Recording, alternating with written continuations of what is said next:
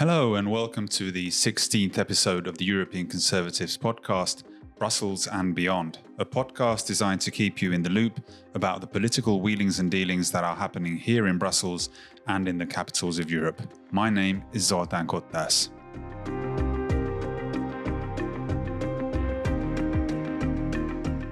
The big news of the past few days has been that the European Parliament has shifted to the right following elections last Sunday. There was no major upset or a huge earthquake, but the centre-right and conservative groups both gained seats, while the left, the Liberals and the Greens lost a considerable number of seats. Anti-establishment parties, both on the left and the right wing of the political spectrum, also did well. In Germany, the three parties of the left Liberal government suffered a humiliating defeat, with the Social Democrats suffering their worst result ever.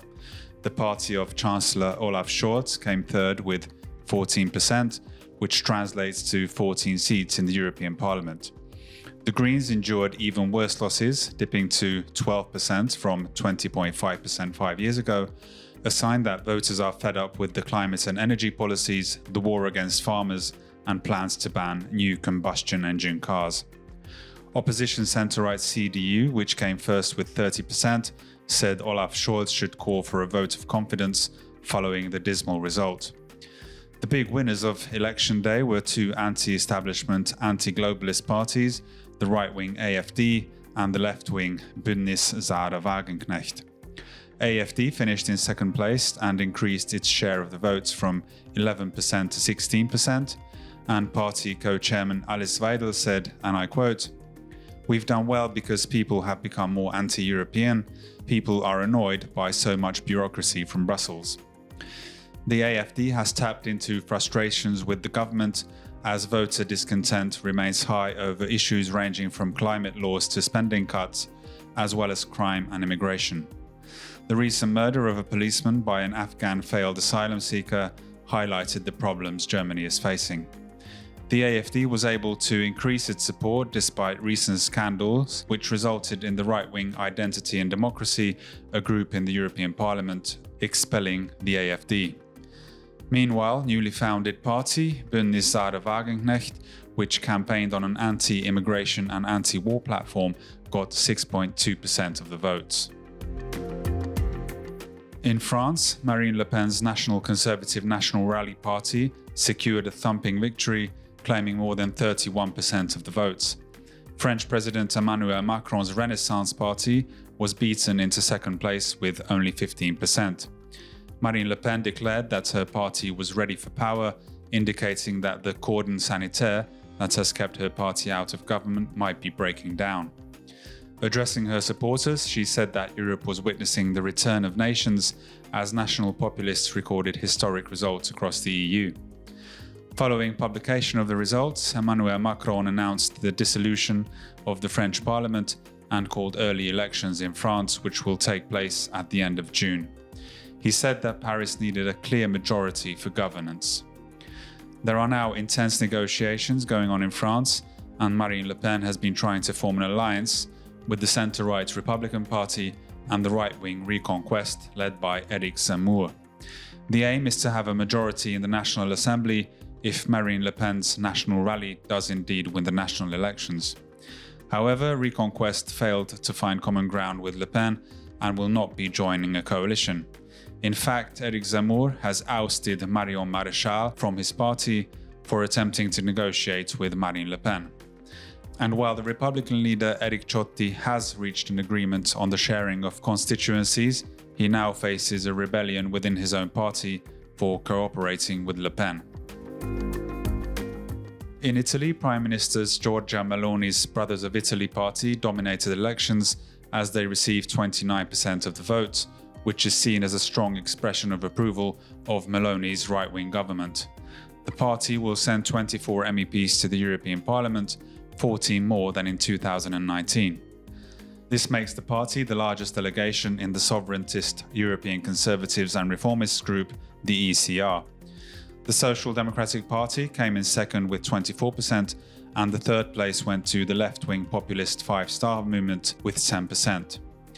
Meloni, who is also the leader of the European Conservatives and Reformists Party, was recently offered the chance by Marine Le Pen for the ECR and the Identity and Democracy Party, of which Le Pen's party is a member, to form an alliance in the European Parliament in order to establish a conservative superbloc.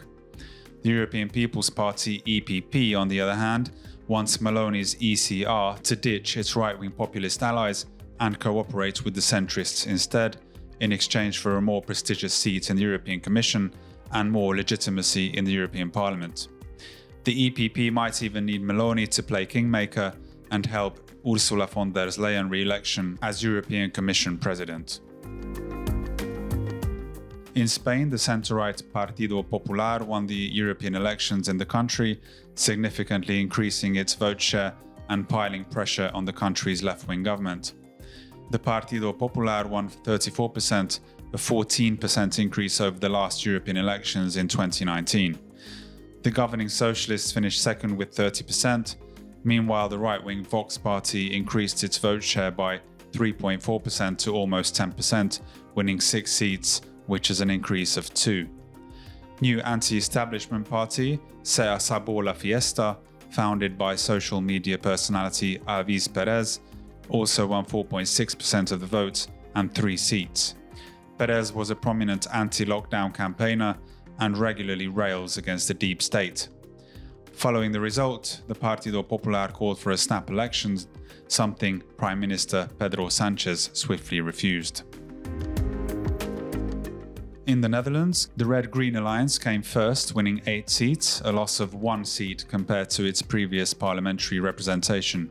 Geert Wilders' right-wing Party for Freedom was the big winner, as his anti-immigration party increased its seats in the European Parliament from 0 in 2019 to 6. Geert Wilders said after the vote, and I quote, "This is a very positive sign and also a sign to the elites in Brussels that things will change. A signal that at least many of the Dutch voters gave today that they want a different European Union and they want a stronger nation state. Not more transferring of powers to Europe, but exactly the opposite." The Party for Freedom, which won the Dutch national elections last November, recently announced that it had formed a government with 3 other parties on the right. One of their priorities will be to adopt one of the strictest asylum policies in Europe. The Party for Freedom will supply 5 out of the 15 ministers in the new cabinet, most importantly, the Minister for Migration. One of its coalition partners, the Farmer Citizens Movement, which increased its popularity in the last year or so for opposing the European Green Deal and spearheading a protest by Dutch farmers, will get the Agriculture and Fisheries Ministry.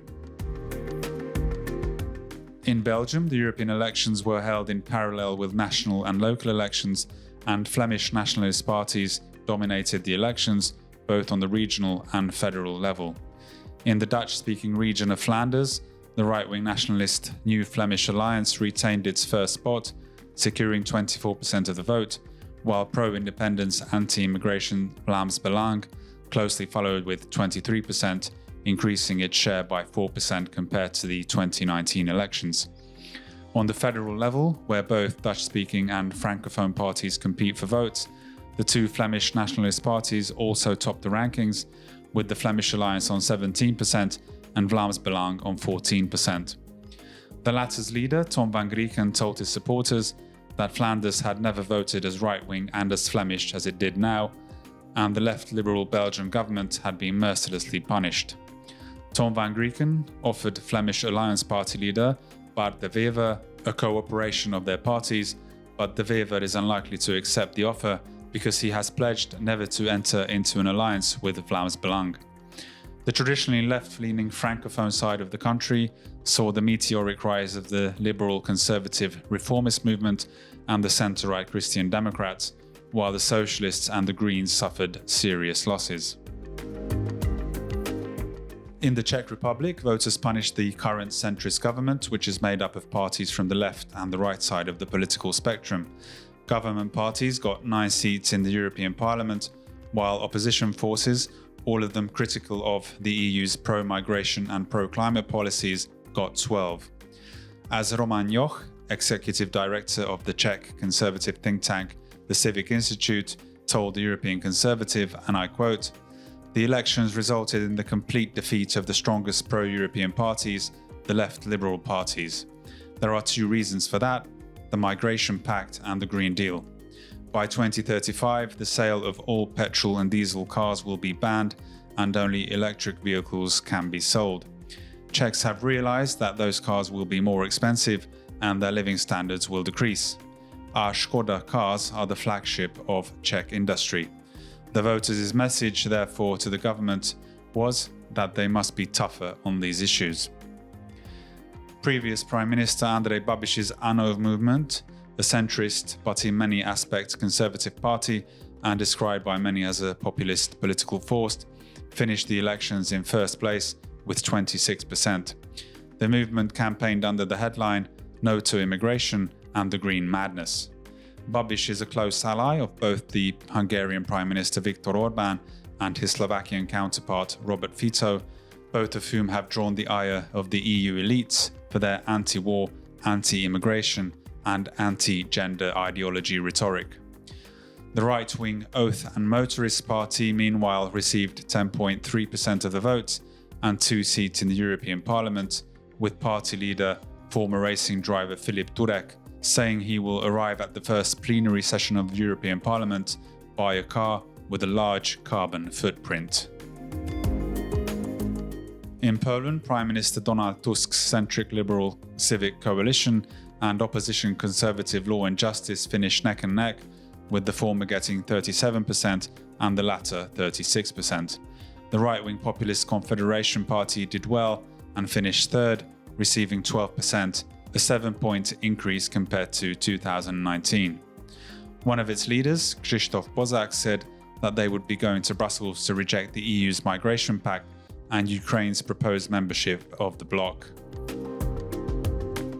In Hungary, ruling party Fidesz scored another resounding victory in the European elections on Sunday, continuing its uninterrupted series of wins in national, local and EU elections dating back to 2009. The Conservative Party, led by Prime Minister Viktor Orbán, received 45% of the votes and 11 of the 21 seats allocated to Hungary in the European Parliament. Referring to the results, Viktor Orbán said that voters had backed his government's pro-peace policy. Fidesz had been campaigning on an anti-war platform, urging the EU to stop sending weapons to Ukraine and start focusing on peace talks instead, emphasizing that the war was harming the EU's economy. He also vowed that his government would represent an anti-immigration, anti-gender ideology and anti-federalist stance at the EU level. Meanwhile, the Hungarian opposition went through a complete transformation with the arrival of a new political actor on the scene. Péter Magyar's Respect and Freedom Party was formed only a few months ago, yet managed to get 30% of the votes and 7 seats in the European Parliament. Magyar is the ex-husband of former Fidesz Justice Minister Judit Varga and has positioned himself as a centrist, attempting to differentiate himself from both Fidesz and the left. His policies are still shrouded in mystery, as he has voiced opinions similar to those of both the government and the left-wing opposition. Following the elections, Fidesz would like to join the European Conservatives and Reformists, the ECR, after leaving the centre-right European People's Party in 2021. Viktor Orbán recently said he would welcome a merger of the ECR and the Identity and Democracy Group led by Marine Le Pen's National Rally. If the two right-wing factions come to an agreement and we join them, they will be the second strongest force in the parliament, Orbán said in an interview. My colleague Tamás Orbán is here to further analyze the situation in the European Parliament following the elections on Sunday. Tamás, what are the main takeaways from the European elections? Thank you, Zoltán. There were no big earthquake, but there had been a right-wing shift, definitely. What's important to note is that it's not necessarily a conservative shift, but rather an anti-establishment shift, which we see in the fact that not only conservative or national conservative, but also left-wing populist or far-left parties also surged. These parties are all linked in the way that they are Eurosceptic parties. Yes, there's a considerable growth in the amount of Eurosceptic MEPs. If you look at the new hemicycle, what you notice first is that roughly all of the parties remained on the same level as they were in 2019, with the exception of the Greens and the Liberals, the Renew. Both of those have lost about 20 seats each. And the non-unscrewed, the non-aligned members, they went from 40 something to 100. They are the members who are not in any grouping. Yes, not in any group. And the vast majority of these new members are actually right-wing populists or national conservatives, which means that in the coming days and weeks, the national conservative parties will actually grow with considerable numbers. Now we're at the stage where each party is negotiating with new allies, new memberships. We know, for instance, since Wednesday that ECR has admitted 4 new delegations with 1 MEP each, but they're also hoping to get way more than that. This is the European Conservatives Yes. Party, which has whose main members are Giorgia Meloni's Fratelli d'Italia and the Law and Justice of Poland. Yes, as well as the Spanish Vox and Sweden Democrats. They now have 77 members with these new 4 MEPs, which is only 2 MEPs less than what Renew has. So their goal is to overtake Renew, become the 3rd largest group in the parliament. And we also know that their idea is to form a center-right coalition in the European Parliament, which could only work if we take EPP, ECR, and Renew together. This means that if this happens, but they still need 16 more seats to do so, if this happens, then the only thing that would change in the current coalition is the replacement of the Social Democrats S&D with ECR. This is, of course, a right-wing shift, but it also means that ECR would need to compromise in some ways and also get closer to the center. And what's the situation with Ursula von der Leyen, who is the European Commission president, and she is campaigning to be re-elected, and she was also the lead candidate for the European People's Party, which based on centre-right and liberal parties. Yes, if we think that von der Leyen still relies on her basic coalition, that's EPP, S&D, Renew, then these parties have 400 members between them. Back in 2019, they had 420 seats. Still, her election or confirmation in the parliament only hinged on a margin of 9 members. We also know statistically that there's always at least around 10% defection rate. So if we count with that now, that would bring down from 400 the number of MEPs potentially backing von der Leyen to 360.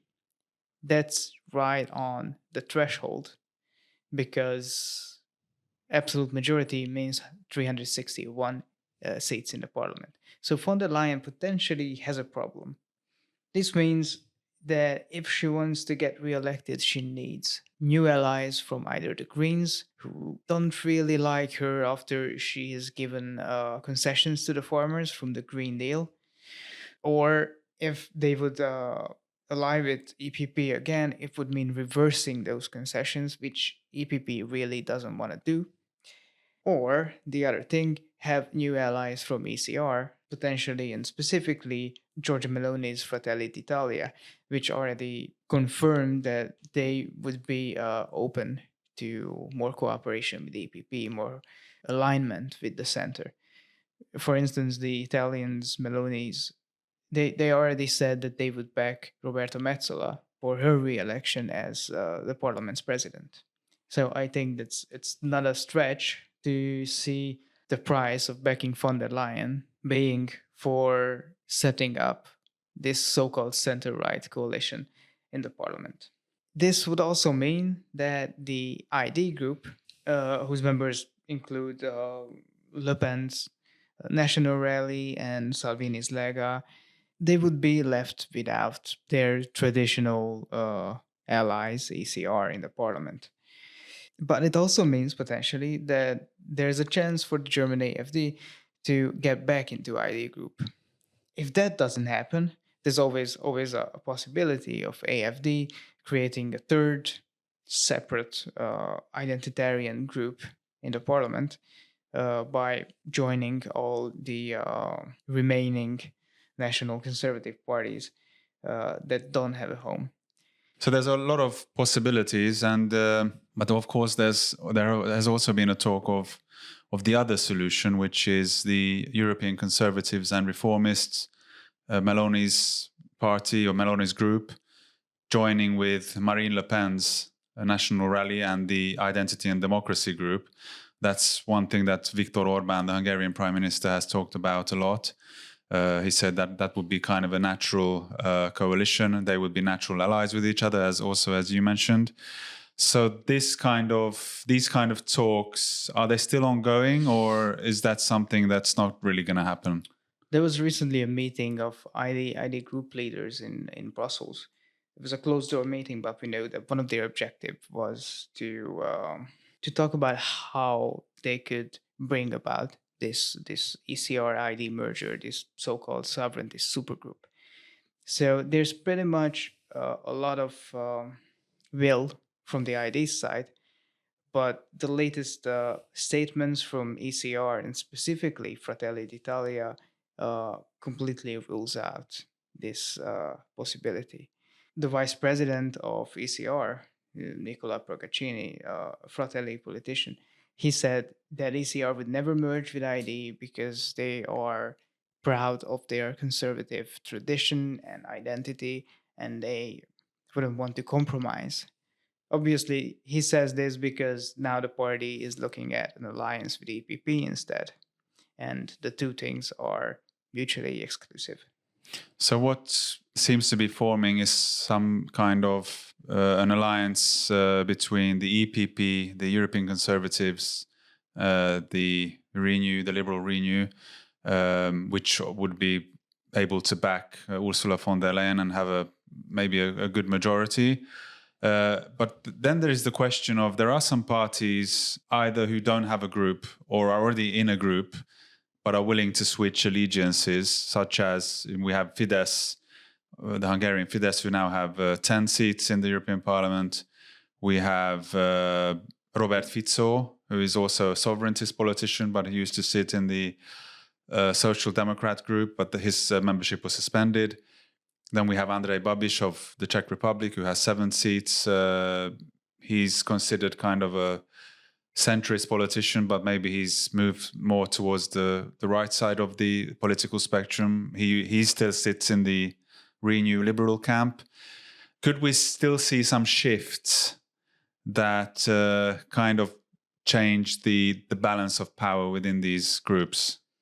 There's still a lot of shifts that I think is going to happen in the next couple of weeks. For one, Fidesz's position is fairly uncertain. What I see is that ECR does not really want to admit it. I mean, allow Fidesz to join, and that's also because of the same thing. They couldn't cooperate or couldn't join EPP in a coalition if they allowed Fidesz. So I think Fidesz is more likely now to end up in ID, while the two other parties you mentioned, Robert Fico, many say that he might join a possible new left-wing populist group forming around the Italian Five Star Movement and the German Sarwagenex German party. You know, Fico has left the socialist group, but even though he's very sovereigntist and Eurosceptic, he's never considered himself a conservative. Also, there's Andrej Babiš, yes, the Czech former prime minister who's in Renew. There are rumors that Renew wants to suspend his party's membership or that he might quit Renew before that happens. And he might actually find himself in ECR. Even so, because his main domestic rival, the now ruling party, who is a member of ECR, Prime Minister Fiala's, they are considering switching from ECR to EPP. And that would basically make it a lot more easier for Babiš to fill their places. And if we look at the separate countries within the European Union, the larger countries, Germany, France, Italy, Spain, we all see in these countries a shift to the right. In the largest countries, definitely. In Germany and France, they are the biggest examples of this shit. AfD received 16% in Germany. Le Pen's national rally won in a landslide in France, receiving more than 30%, more than double of what Macron's Liberal coalition has. On the other hand, yes, we also see a national conservative surge in the smaller countries, but not as pronounced in all of the places, especially compared to what we were expected. There were some countries, some smaller countries, where the national sovereigntists clearly underperformed, in Sweden, Portugal, Belgium, or Finland. But even in these countries, I would like to note that what we see is not just the right-wing shift, but rather a beginning of a rightward curve. It's a more long-term process, which we can see in, for example, the way how young people vote. In Portugal, the National Conservative Chega, they got only 10% nationwide, but 24% of the people under 30 voted for them. And there are similar trends all across Europe. Yeah, we saw that with the AfD as well, who got 17% of the votes among voters aged 16 to 24. And the 17% is the same share of votes as the CDU. So they also had 17%. Then these were the highest shares of the votes. So basically, all in all, we can see, even if not a huge earthquake or a huge upset, we do see a sort of a shift towards a more Eurosceptic European Parliament. And that could perhaps somehow shift the debate as well on topics such as migration and the Green Deal, which has been criticized in the past few years.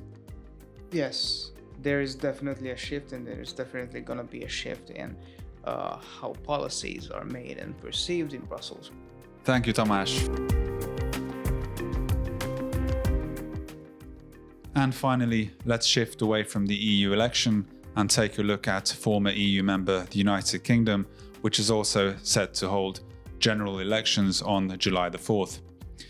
The Labour Party, which seems certain to get back into government after 14 years of Conservative leadership, is prepared to revisit some of the Brexit agreements and wants to see a greater level of freedom of movement within the EU for Britons, according to reporting by my colleague Michael Curzon.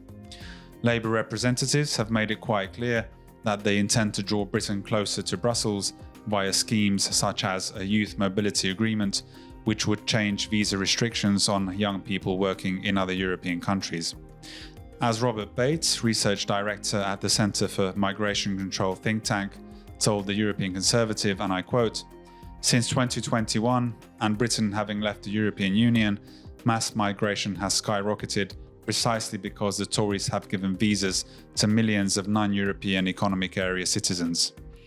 The choice at this election is between a Conservative Party who claim to want controlled borders yet do exactly the opposite, or a Labour Party that is avowedly pro-mass migration. The British public deserve better," he said. The general elections will take place on July the 4th, and one alternative choice for the British public is the anti-immigration Reform UK Party, which could win parliamentary seats for the first time. The party has been rising in the polls since Nigel Farage took over its leadership, and in some surveys it is on 17%, only 2 points behind the Conservatives. And that concludes this episode of Brussels and Beyond. Don't forget to read our magazine, check out our website, subscribe to our Twitter, Facebook and YouTube channels, and watch our monthly TV show, Inside Brussels. Hope you tune in again next week. Have a very good week. Bye bye.